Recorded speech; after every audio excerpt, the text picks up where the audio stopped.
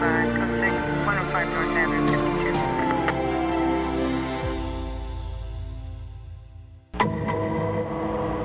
On the bottom, it gives you a chart that tells you exactly how far away it is. So if this is 2 miles from the restaurant, Tooley's, where she was found, to their house, which is here, is maybe 10 miles tops.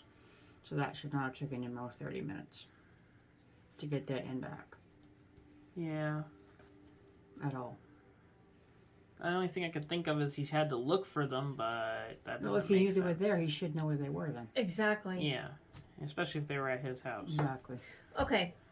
Here's his photo. We're going to read about him first. Yeah, I think starting off with him is going to be the best bet. Okay. Okay. So there's his photo. Okay. His name is Christian Corey Peterson. He lives at 42 Temple Terrace Lane. I don't know if we really need to read like driver's license number and all that good stuff. He has no scars, no prior military experience, no martial arts or combat experience. He does not own a firearm.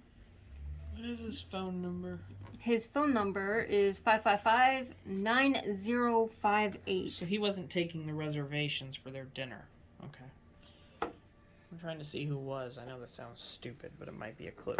He has no prior arrests, no prior felonies, no outstanding warrants. Currently under investigation. It says no. He works for Alfie's Realty. He's been there for 2.5 years, and he's a real estate broker. Okay. He apparently has 2 vehicles. Well, that's kind of interesting. Well, one could be A work one and one could be a yeah, that too.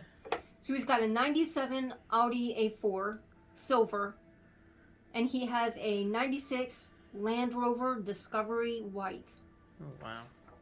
So technically, yeah, practical car and a sports car. Okay. There you go. His individual statement.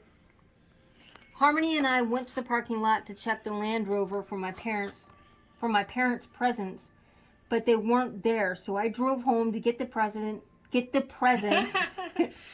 and left Harmony in the parking lot to return to the party.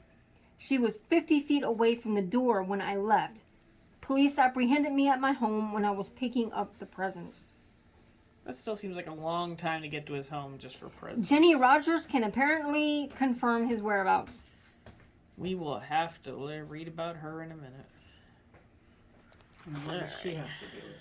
Well, Jenny is supposedly her best friend, if I'm not mistaken, correct? Let's find out. So the witness statement from Jenny Rogers says, Harmony has been my friend since college.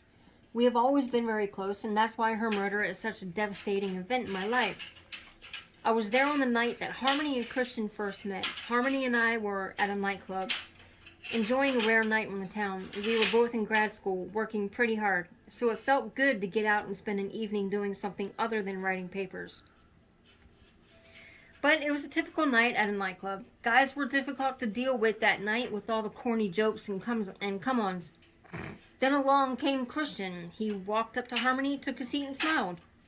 After a few seconds, he said, "How do you like me so far?" We all burst out laughing. It was like he... charming. Right? It was like he somehow knew how rough the night had been, and he was determined to rescue Harmony from it. And that's what Christian was to her. An escape from ordinary guys. He was exciting to her, and of course, he had her wrapped around his finger. That's not suspicious. Right? The engagement party started off lots of fun, until the argument. Oh, this is getting a little better. There were supposed to be presents for Christian's parents, but I guess there was confusion over who had to bring them. Harmony was certain that she left them in the car, but Christian thought she left them at home. They weren't screaming, but they started getting snippy with each other in front of everybody, and it was kind of awkward. Do you think he could have left them at home on purpose? I don't know. Let's just finish through. Okay. I think maybe the pressure of the wedding was getting to them. Getting married isn't easy. Christian had a look on his face that was kind of intense. His jaw was clenched and his eyes were red with anger. So he's a vampire. They left the party together to see if the presents were in the car.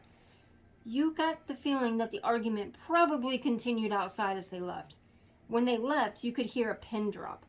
Then her sister told a joke like, I can see Harmony inherited her memory from Mom. This lightened the mood up a little, and people got back to normal until the busboy came running in saying Harmony was hurt in the parking lot, and we all rushed out at once. My initial reaction was absolute shock. Harmony's brother is in med school and started trying to do CPR or something, but we could see she was already dead. I'm still in shock.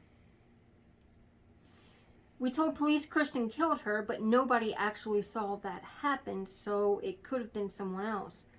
Harmony's told me about a few weird guys at work, a stalker, and some deadbeat dad.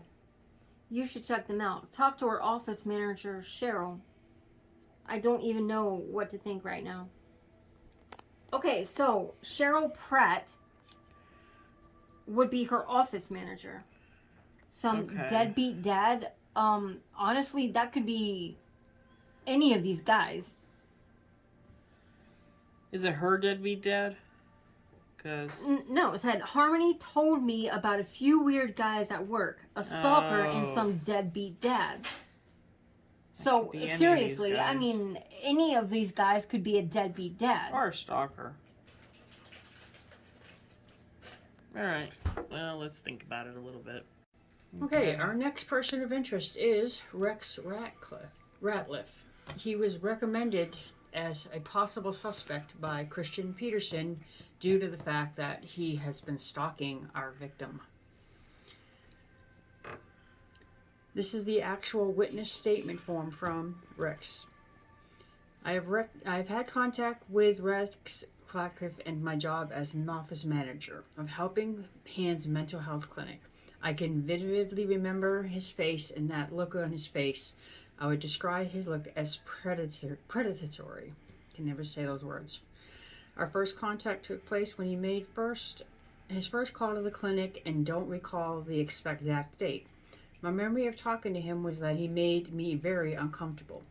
We obviously have many clients who suffer a wide range of mental health problems, but Mr. Ratliff seemed to be on edge more than most would be. Mr. Ratliff began by telling me a few basic things about his mental health statement. He mentioned that he was feeling depressed and lonely, but he seemed uncomfortable about sharing more specific details. He mentioned that he needed to see Harmony at this time, and I told him that Harmony was a child psychologist and that he was free to set up an appointment with any of our doctors, Dr. Breeson and other psychologists in our clinic. He immediately became irate.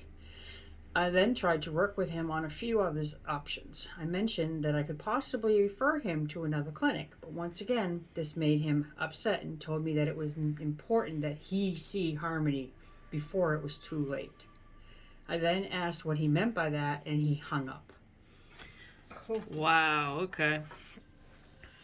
Approximately 30 minutes later, he showed up at the clinic. Although he did not immediately identify himself, I knew it was him. At this time, he angrily approached the desk, demanding to see Harmony. He was now becoming loud and disruptive. Dr. Breeson came out of his office saying, is this the man causing a problem? Once Dr. Breeson appeared, Mr. Ratliff seemed to calm down a little. So I said, no, everything is fine at this point in time. Mr. Ratliff no longer seemed to be a threat. Mr. Ratliff then said something like, I'm sorry to cause any problems, but I really need help, and I need it from Harmony. After I explained to him that this was not possible, he turned and left. Dr. Breeson and I watched him as he left the clinic. I seem to recall Dr. Breeson giving me a shoulder shrug or some kind of sympathetic gesture. I think then said, I guess that's the end of that. But the calls kept coming. Once again, I tried to suggest that he see another therapist, but he was very insistent that he had to see Harmony, and only Harmony. She needs to see me was all he would say. He kept calling all the time for the past few weeks. I asked our phone company to fax a report of all the calls we got from him, and they were increasing almost every day. There was another incident that took place in the parking lot on the day of the murder. Someone in the parking lot reported a car coming by and a man screaming from the car. At this time, I was not comfortable driving home on my own. After calling the police to report the incident, I called a friend to pick me up. So from what I'm getting from that is that he was obsessed with Harmony and that he had a very big desire to be with Harmony. Or at least be seen only by her. Or seen by her, but I think he just needed to be with Harmony. Yeah. My thing is, though, it doesn't really state why he chose Harmony. And he never, according to that statement, never had any contact with her. Mm-hmm. So, except for what Christian said, that he was stalking her. That's clearly stalking. Right. Yeah. Mm-hmm. All right. Well, let's think about it and look at some of the other people's.